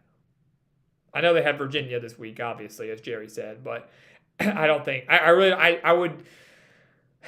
don't know if they'll get in the top 25, even if it would win over Virginia. That's actually going to be something that's interesting, right? What teams crack the top 25 after week 4? Does Kansas get in with a win over Duke? Kansas really hasn't beaten anybody, but that'd be 3 big victories over West Virginia, Houston, and Duke. Does Kansas get into the top 25 at 4-0? Does Syracuse get in at 4-0 if they defeat Virginia, who really isn't that good? I don't think Syracuse gets in if they beat Virginia. I don't think they're a top 25 team for that. And just for the record, I don't think Kansas is either if they beat Duke. But remains to be seen. The AP never fails to shock us or disappoint us, so you never know. Charter Nicholson, I love it. Nebraska and Miami have the same playbook. They have their own personal channels. It's called ESPN Classic. Yikes. Wow, what a comment. Dang, wow. Whew. Yeah, he's not wrong, though. I mean, to go relive the glory days from like the 90s. Yeah, that's about it. That's about all I got. Jerry Turner, good to see you, man. Happy to see you. Charter obviously is ready to get rid of Brian Harsin. He goes to Nebraska. Coach swap? Kidding. No, you don't want Scott Frost at Auburn. Not a chance. That's funny, though. Let's see. Max Todd. Yeah, great question. That's another thing I meant to talk about a little bit ago with the coaching changes. What's going to happen at Arizona State? What's going to happen at Nebraska? That's kind of what remains to be seen, right? Who wants to go take over those dumpster fires? Here's the bottom line is if you want to coach bad enough, you're going to take a job that's given to you, right? So, you do want to go to the right situation. Look at Brent Venables. I think Brent Venables could have left for multiple jobs during his time at Clemson, but he didn't. He waited and he waited and he waited. He finally got the job that he felt was right, and that was going back to Oklahoma. Clearly doing very well there. Oklahoma, a very prestigious program, elite program. Good spot for him. Some guys that are coordinators or low-level coaches don't want to just take the first job that's thrown at them. It's like any sort of negotiations, right? You don't take the first offer that's thrown at you, right? You negotiate. You wait and see. So if you're a coordinator at Clemson and, I'm just throwing out random schools, UCF calls you and says, hey, we want you to come be our coach. Okay, awesome. Chance to be a head coach, great. Well, who else is going to call? If UCF's calling, more people should be calling. And then maybe they do. Or, hey, that's cool, but I want a Power 5 job. So I'm going to wait and be a coordinator for 2 more years, hopefully keep doing well, then I'll get my Power 5 offer. I go through all this because, Max was saying Harsin might go to ASU. If Harsin wants to coach bad enough, he would take that ASU job if it was offered to him. Right now, you hear so many big names being thrown around for Arizona State and Nebraska. Lance Leipold, Matt Campbell, Bill O'Brien at Alabama, former Texans head coach, as we know. So many potential, candidates. And that's the beauty of the coaching carousel, right? Every single year, just round and around we go with all these big names that could go to these potential programs. And it's funny. It really is kind of funny. To see, because sometimes those names are just so unrealistic. Sometimes they're not, but a lot of times they are. But someone was talking earlier. What about Lance Leipold? He's done such a good job at Kansas, making them relatively competitive and relevant again. Could he go to Nebraska? I think he's a perfect fit. And I know Dave and I have talked about that, about how good of a fit Lance Leipold would be at Nebraska. But my issue with that is sometimes with these coaches, again, you're looking for the right opportunity. And do you want to leave a place after less than 2 years? Leipold's only been at Kansas. This is only his 2nd year. He's building something.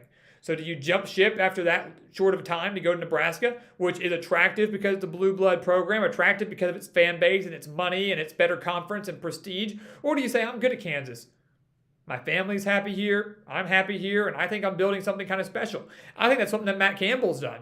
Matt Campbell has had opportunities to leave and go to bigger schools or better opportunities than Iowa State. But he has stayed in Ames.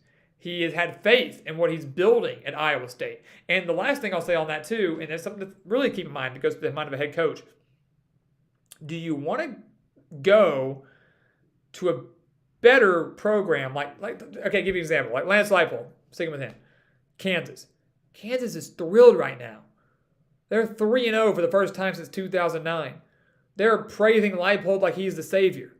And even if they don't go bowling this year, even if Kansas just wins 4 or 5 games, but is competitive throughout most of their matchups, he'll still be praised as a savior. He's saving Kansas football because 2 or 3 years ago, we would never have been this competitive, right? So do you want to stay at a school where mediocrity is great?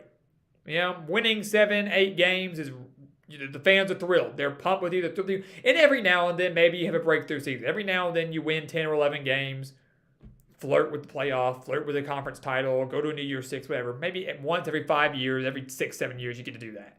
But for the most part, you're a typical 6 to 8 win school. But winning 6 to 8 games is fantastic. The school's thrilled with you. No one's upset. You can stay there. As a coach, do you stay at a school like that? Do you stay at a school like that where you own all the cards? Or do you say, okay, I'm going to go to a higher level. I'm going to take a job in the SEC. I'm going to take the Nebraska job where 6 to 8 wins consistently won't cut it, where they expect national championships, where they expect conference titles. The expectations are much higher than the school I'm at now. That's what you have to ask yourself as a coach. What kind of life do you want to live? What kind of life do you want to live as a coach? Do I go to a place that demands excellence? And as a coach, you're not trying to fail, right? You want to win championships. You're trying to win. But the winning period, one game, is very hard to do. Charter, you and I can agree on this, like what's happening at Auburn. The boosters get involved. It's a very bad situation there with the boosters and the money, the big money makers, the donors. The athletic director, that's a very bad situation there too. So much uncertainty up top. Auburn expects to win. Auburn expects national championships. Auburn expects SEC titles. They expect to hang and beat Alabama. They don't expect to lose by 29 points to Penn State at home. They don't expect narrow victories over San Jose State or Georgia State. They don't want that. They don't expect that. Brian Harsin, had he stayed at Boise State, where he was consistently winning Mountain West titles and every now and then might have them flirting with a New Year's Six bowl, he'd be the savior. He's fine. No complaints there. So as a coach, it's like, do I go to the next level, challenge myself, have an opportunity to do better with more money, more resources at a better, higher level? Or do I stay where I am? Mediocrity is acceptable. People are thrilled about it, and I'm living a pretty nice life. That's what you have to ask yourself.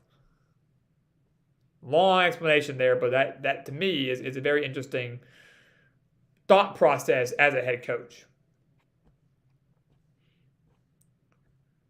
Yeah, I'm seeing the comments here. Everybody's pumped. Oklahoma and USC in a playoff game would be epic. Oklahoma USC period would be epic. Playoff game for sure. Stakes would be so much higher, but even a New Year's Six bowl game, what would that be? Big 12, Pac-12. So where would we get to see that? Maybe the Fiesta Bowl.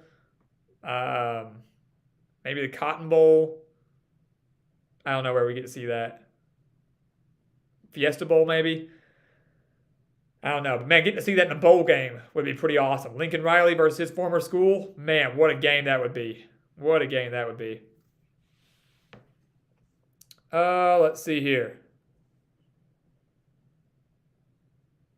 Trying to catch up on everything there. All right, so I definitely give my shout out to my man David, being an Indiana fan. Major shout out to Max for that super chat donation. I really, really do appreciate that.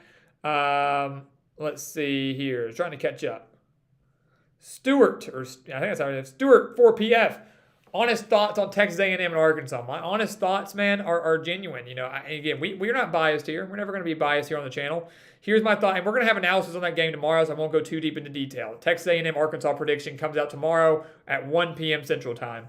Prediction and all. Bottom line is this. Arkansas is an underdog in that game, about 2.5 points. If Arkansas had blown out Missouri State, would they be an underdog? No. Arkansas did not look great against Missouri State. They didn't. They barely won that game. It was a bad performance. I think that's a bit of an overreaction.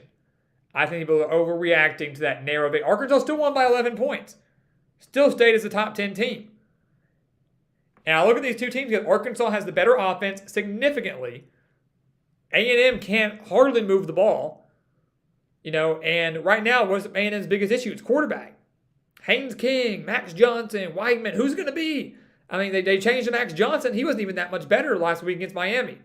Miami significantly outgained Texas A&M in yards. The week before, A&M was significantly outgained by Appalachian State and lost that game. Arkansas has the much better offense. The only way Texas A&M, can win and has to win the game is by beating Arkansas through the air, which is possible because the Razorback secondary is just terrible, so bad. But to win a game through the air, you've got to have a capable quarterback, and right now, I don't know if A&M has that. So I think it's going to be a close game. I don't think it's going to be a blowout on either side. 7 of the last 12 meetings between Arkansas and A&M have been decided by one possession. I think we're probably going to make it 8 of the last 13 on Saturday. I think it's going to be a very close game. And it's a very, very important game for both teams. A&M looking to avoid their second loss in September. 2 losses in September would ruin their playoff hopes, would ruin just the season.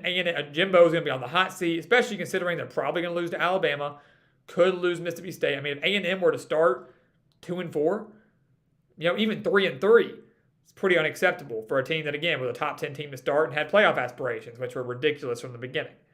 It's also important for Arkansas, though, because they're a top 10 team. They've got Bama on deck. And, as much as a fan, I want to see that, and other players want it too. Everybody wants to see, at least you're in Arkansas, you want to see a top 10 showdown against Alabama in Fayetteville. Maybe College Game Day comes to Fayetteville for the first time since 2006. There's so much riding on this game against A&M so that next week can be special. And I know the coaches are trying to block that out of the players' head. Don't look ahead to next week. You can't look ahead to Bama. I think last week Arkansas was looking ahead to A&M and it almost cost them. Cost them everything. They're still alive. So this game is going to be a lot closer than I think people think. Not going to be a blowout by any means. Last year was pretty close. Arkansas only won by 10. But I think we're going to be in for a very fun game. That's one of the most underrated games. The ranked versus ranked matchup, not a lot of people are talking about it. Very underrated game on Saturday night. Let's see here. When will Saban finally retire? God, no one knows. It is one of life's biggest mysteries. No one really knows. He's getting on up there in age, though. So hopefully, for the rest of the country, hopefully soon. Also, Stuart, thank you so much for that super chat, man. I appreciate that. Again, every single super chat goes a long way, so I really appreciate that. So you and Max and CCD and Twatty Latte, you guys chipping in on that. Really appreciate it, guys. Again, that and the expert picks are huge, huge, huge, guys. They're really, really big and go a long way for us. Again, 24-hour live stream if we get 100 of those. And we'll keep you updated. We'll have a counter. We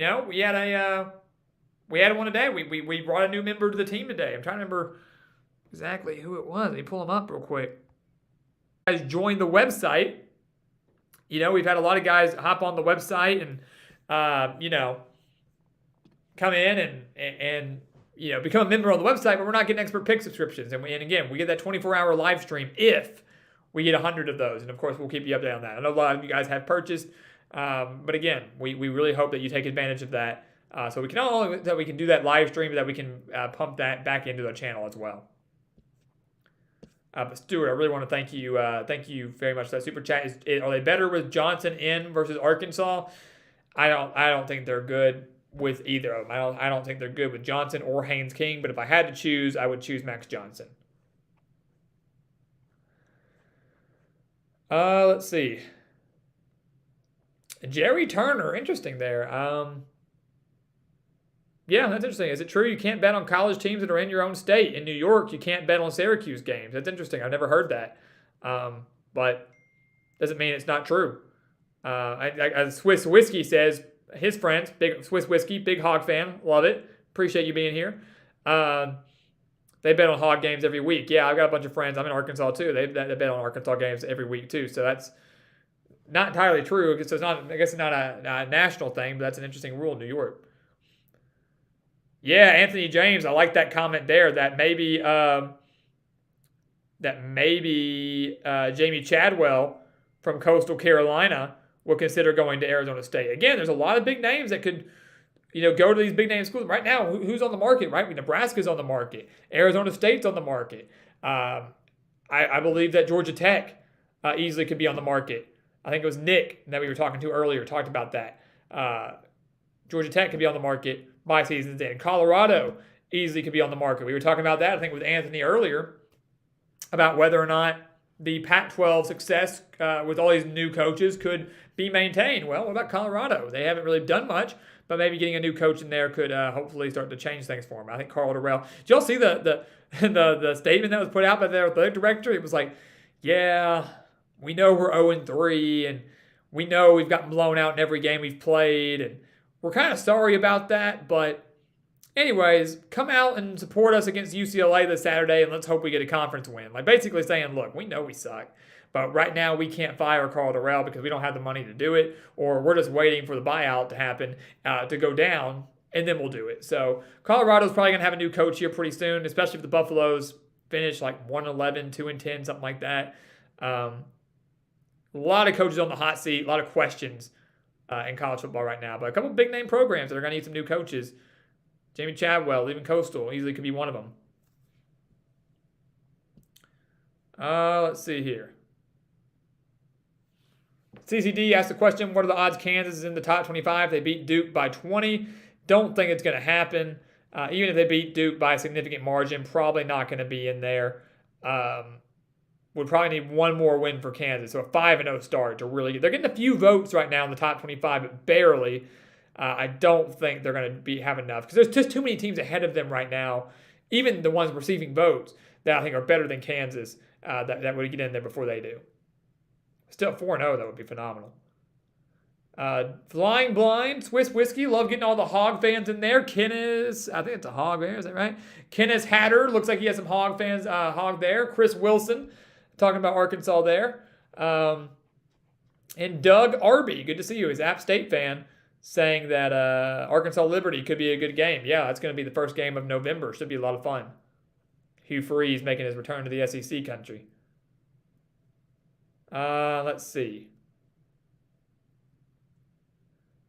And, all right, I think we're finally caught up on the chat. Finally, thank goodness. Sometimes I kind of skim through some of the conversations that you guys have personally. Sometimes I can't catch it all. And sometimes I just want to let you guys debate and discuss as much as you can. Let you guys get into it and go on a rant for once. You know how much breath and how much my heart rate gets up when you get me on a rant about the NCAA or the polls or the rankings or things like that. It gets me going. So I like to go through and read what you guys are saying later on. That way I don't have to worry about it. Let's see here. Let's see. Bjorky, interesting. And Jack Fabian, good night, man. Have a good one. Have a great night. Thanks for popping in, and thanks for all your questions and comments, man. I appreciate it. But Bjorky, who do I think will win the Big Ten West? First, again, thank you for that super chat. Thank you very much. I really appreciate it. Means a lot. It goes a long way. Who do I think will win the Big Ten West? Man, it might be Minnesota. Golden Gophers are looking good. Good rushing offense. The new offensive coordinator has really brought the old Tanner Morgan back out. So Tanner Morgan is playing well. The run game's really good. Defense is stout. The West is horrible. I mean, Iowa's defense is good, but they don't have an offense. Wisconsin's kind of the same way. Solid defense, no offense. About to have a first conference loss more than likely, falling to Ohio State. Nebraska's terrible. Northwestern's terrible. You could throw Purdue in the mix, but Purdue already has a conference loss too to Penn State, and two losses as a whole. Which the loss to Syracuse doesn't affect them in the conference race. But yeah, I'm probably Minnesota right now. I'm leaning Minnesota, and it's one of those things where. The Big Ten West is just, honestly, it's very, I'm torn. It's so boring. It's so boring because the style of play is terrible. Nebraska is so bad. Northwestern is so bad. Iowa offensively is terrible. Wisconsin offensively is terrible. But so Minnesota, I think, is the best team in the Big Ten West, but I don't know if they're going to be able to win it. They have struggled against Iowa traditionally. Nebraska offensively is good, so maybe if they have enough to exploit a team one day, maybe their defense wakes up, they could spring an upset here and there against maybe a Minnesota or a Wisconsin or someone like that. But probably Minnesota. That's what I'm thinking. Probably what I'm leaning towards. But yeah, that's gonna be a fun, very boring division to watch, but fun to see how the race pans out. Want to give a shout out real quick to Justin Shinko before I work my way back up here. I appreciate it, man. One of the first 100 followers, which I had no idea. I wish I had I don't get lists from when people subscribe, but that's really awesome, man. Appreciate that. I'm gonna save that comment for sure. One of the first 100 followers. Wow, so you've been here since, I was thinking about that today, since like 2017, I guess, somewhere around there. This was our 17, 18, 19, 21. So six year of prediction, 6 full year of covering college football. The channel launched in November of 2016, but we didn't really take it too seriously then. We really started taking it seriously in the summer of 17. So this is our 6th full year, and obviously we've done so many different changes, and I've done so many different, made so many different adjustments and additions. But Justin, man, I appreciate you. That's so cool. Go Gamecocks, man. I really have been rooting very hard for you guys. I love Shane Beamer. Want to see some success. I know last week wasn't pretty to watch against Georgia, but I think they'll start to turn things around over these next few weeks. But Justin, man, thank you so much for the support. Really, really appreciate it. And do I think Notre Dame will figure it out? I don't know. I don't think they're going to get to 8 to 9 wins. They already have 2 losses, so that would really require them to only lose once or twice the rest of the year. They still got, USC at the end of the year. They still got BYU, which I know got blown out by Oregon, but can still win that game. Still got North Carolina this week. Maybe I'll tell you what, Justin. Let me see how they do against North Carolina. They beat UNC, maybe. They are very talented. I think they've got to get their minds right. I think they've kind of lost their head a little bit after the loss to Marshall. Let me see how they do against North Carolina. If they win that game, I think they could bounce back. But if they lose, it could be a long, long year. Very long year.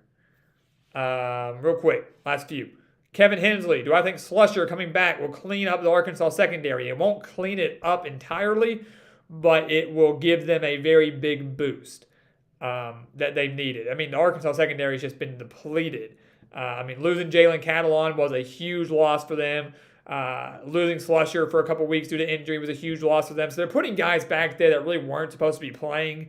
And obviously when you face some teams that are very pass-heavy, keep in mind Missouri State, while they are Missouri State, had a brilliant offensive mind in Bobby Petrino, and their quarterback, Jason Shelley, used to play at Utah.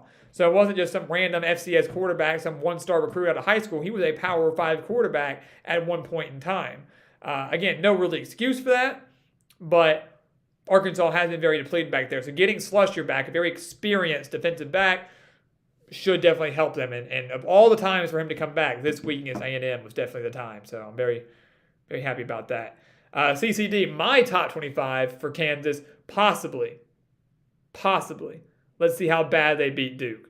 My last couple of guys that are sitting out, I got my list over here. I've got Michigan State, Florida State, Minnesota, and Washington State are my first 4 out of our top 25 that we posted yesterday.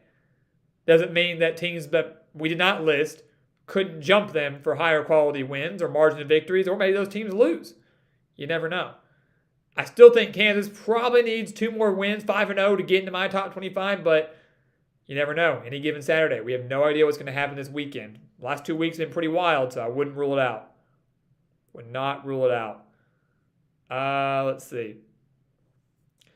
And then the last, let me see here. Johnny Boy, good to see you, man. You're late. Nah, no worries. You're never late to the stream, man. We start at 7 on Tuesdays and Wednesdays, but you're never late. 5051 Brothers, good to see you too, man. Nice to have you. Last comment I'll have here from Doug Arby. I'll give him a shout out here. And real quick, CCD, thank you again for that super chat. I made sure to get back to it, to your question. No, you're good. I probably should start thinking about this my top 25 solely, because we don't like to talk about the AP here anyways. So, anyone says the top 25, we'll just refer to the GE top 25 unless we're talking about AP. So yeah, but yeah, maybe if they go 5-0, we'll throw them in. But again, you never know. You never know. CCD though, hey, it's okay if you send it too early. That's all right. We appreciate the super chat. It goes a long way. We appreciate it. Thank you. College football expansion, Doug Arby. I'm all for it. I know some people are upset with the 12. I always thought an 8-team system would have been best. I always liked the 5 Power 5 champions, the highest ranked group of 5 champion, and then a 2 at-large. I thought that would have been the best way to do it. And then you don't have to deal with the whole bye system. 1 plays 8, 1, 8, 2, 7, 3, 6, 4, 5. Done. That's your playoff. But 12 opens the door for more people. It opens the door for more parity. And I really do believe that, right now we have a 4-team playoff. Expanding to 12, the top 4 teams will not always be the last 4 teams left. It's just like in college basketball, guys. You get 4 number 1 seeds in the regions, right? You got your East number 1 seed, your West number 1 seed, Midwest, all that stuff. How many times have we seen all number 1 seeds make the Final Four? Very rarely. And I know basketball is different than football, much larger pool. Basketball is different from football too because you got to be high. You got to be able to, some days you have a hot shooting night, sometimes you don't. I know it's different. But what we've seen it maybe once or twice in ever that all number 1 seeds have made the Final Four, and that's kind of the point I'm trying to make with this expansion of the playoff. You got 12 teams now. You're not going to have your top 4 teams make the Final Four every year. You are going to see upsets, and that's why the playoff is important. But here's the thing: as soon as one of those top dogs loses, as soon as Georgia loses to Coastal Carolina, say they got in, and I'm just throwing names out there. As soon as you see some random upset, people are going to say it's unfair. Well, we were the number 1 seed. Why is it fair that we had to? We back then with the 4-team playoff, all we had to do was win 1 game. We were playing for a national championship. We're the number 1 seed. We should be in the national championship anyways. Okay, if you're that good, 1 or 2 games shouldn't kill you. And I've never thought the 4-team playoff was a good system anyways. I've never thought of it to be a playoff anyways. So I think 12 teams provides more parity. It's very exciting. We're going to get to see playoff games on campuses. It's going to be a lot of fun. So I personally am all for it. Personally, I think it's going to be a lot of fun. Yeah, Talk is Pitt. Yeah, you guys shouldn't have dropped a spot. You guys actually moved up a spot in our rankings. It didn't make sense that you guys dropped a spot. 3rd-string quarterback. Yeah, you played a MAC school, but you beat them by 21 points. Another reason the AP poll was pretty jacked up, in my opinion. Didn't deserve to shoot up the rankings for that win, but didn't deserve to drop. So I'm with you on that. Doug Arby won 16 teams in the playoff. Wow, all conference champions getting in. Wouldn't that be something? That, to me, wouldn't be as good because then you are pretty much just playing meaningless games. I mean, any given Saturday, for sure, as Swiss Whiskey says. But you take the Conference USA champion. Let's just say one is Middle Tennessee. Is Middle Tennessee really going to beat Alabama if you do a 1 versus 16? No. Any given Saturday, you never know. But more than likely, no. So I think a MAC school. Toledo. Toledo got beat 77-21 to Ohio State. I mean, if they won the MAC and they paired them up against Ohio State, that's the type of playoff game we'd have. So congrats for Toledo for making the playoff, but going into that, they're not going to win, more than likely. So I don't like that model. I think the 12-team model they have is fine. I still think I would have gone 8. I don't know if I like all the conference champions getting in. I mean, it would mean something, sure, to win a conference championship for sure. But I think those lower schools, your MAC schools, your Conference USA schools, would be put out so quick and it would just be a meaningless, pointless game. And last thing here, New Mexico, Noah, good to see you, man. He goes, woo pig. First off, I was watching the Missouri State game on Saturday and I was thinking about how emotionally draining it must have been for you. Man, I tell you what, it was very emotionally draining. Hey, CCD, have a good night, man. Thanks for popping in. Thanks for the super chats. And hope to see you again tomorrow, 7 p.m. Appreciate you, my man. But yeah, Noah, it was draining. I mean, it was an emotional roller coaster. It was the highs. It was the lows. I didn't want to get that excited, man. I tell you what, it was one of those games where I was hoping, even as a fan, I was hoping I could turn it off at halftime and go watch another better game. And my setup's always great on Saturdays, right? I've got like 2 TVs, I've got 2 iPads, I've got a phone, I've got games going all the way around. I'm not really focused on one game. I've got so many going. But I was thinking, all right, my big TV had the Arkansas game on. I thought, okay, I'll watch this game till halftime. We'll be up 30-0 or whatever. I can turn it off, turn on the big screen, turn on LSU, Mississippi State, or some game that's better. And then the next thing I know, we're down 17-0, and I'm just slumped in my chair, just terrified, mortified, thinking, holy crap, we're about to lose and our season's about to be over. So it was a roller coaster, man. It was insane. But yes, very glad we got the win. Season's still alive. Praying that we play much better this Saturday against Texas A&M. But hey, win to win. That's all that matters. As our basketball coach, Eric Musselman over at Arkansas, he likes to wear a T-shirt and it goes, "No garbage attitudes after a win." People are always very quick to criticize, saying everything that the team could have done better, how bad they looked, how poorly the decision was for this, And yeah, you're going to face criticism, but bottom line is you won. A win is a win is a win, regardless of who you play. And a win, regardless of who you play, or regardless of how you get it, is always better than a loss, 100%. So, New Mexico Noah, appreciate you, man. Thank you so much. Hope we get you and your support on Saturday because God knows we're going to need it. So, guys, hey, I'm going to wrap things up with that. Almost a 2-hour live stream here. Took calls for about the first hour, hit the chat for about the last hour. And that's kind of how we'll operate with these call-in shows going forward. And again, we can't promise that we're going to have them every week or every live stream, but we like to try to do at least once or twice a week for call-in so we can kind of get you guys in, get your voice, let it be heard, and have some even better discussion than what we have in the chat as well. It also allows me to rest my voice a little bit. Gotta got my water over here, but I never take the time to drink it. So you're going to watch on that. So, hey, before we close, Justin Shinko, man, thank you. At the buzzer, talk about a buzzer beater as we're about to log off. Justin, thank you so much, man. I appreciate that. A guy who's been here, as he said, since the first 100 subs. Man, that's unbelievable. I love hearing those stories, man. I love hearing how long people have been here. Love getting people from all aspects of the country. Pretty dang awesome. So, Justin, thank you so much for that. Max Todd, have a good night, man. Appreciate you. See you tomorrow night, 7 p.m. Again, that goes for everybody. We're right back here tomorrow at 7 p.m. talking college football, and we'll make sure to really focus more on Week 4, getting you guys ready for some of the biggest games of the week for sure. So, you guys have a great night.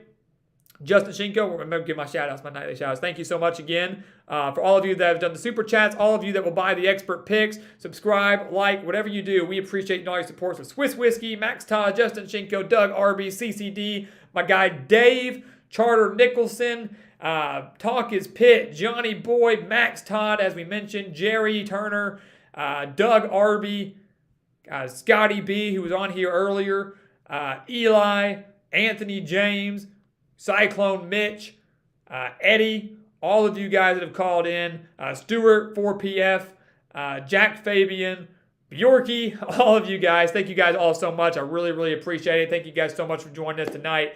And again, whether you're watching now, whether you're watching later, we want to welcome you again to the Gridiron Expert family and to the GE Nation, one that we continue to build every single day with every video and every stream. So Jerry, good night to you. Good night to all of you. Have a great rest of the night. We'll see you tomorrow, right back here, 7 p.m. Central Time, but only after our first big-time prediction video, Arkansas, Texas A&M, coming out at 1 p.m. So